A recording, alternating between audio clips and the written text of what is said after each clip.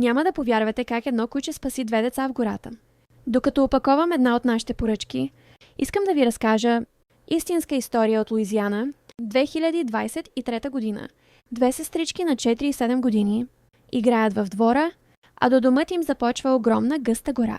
Само минута невнимание и децата изчезват заедно с кучето си белия златен ретривър Артемис. Започва голяма паника, включват се в търсене, полиция, доброволци, стотици хора. Минават часове, смърчава се. Родителите се страхуват от най-лошото. И точно когато надеждата почти изчезва, в далечината се чува лай, доста силен, настойчив, като вик «Елате тук!». Спасителите тръгват към звука и между дърветата виждат нещо, което никога няма да забравят. Двете момиченца сгушени едно в друго, уплашени, а до тях стои Артемис. Тялото му е кално, изтощено, но той ги е пазил през цялото време и дори е прогонвал диви животни, за да ги защити. Когато спасителите приближават, Артемис застава пред децата и ръмжи, той все още ги пази. До последната секунда.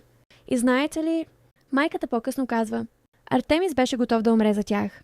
Понякога героите нямат медали, а 4 лапи и сърце по-голямо от света.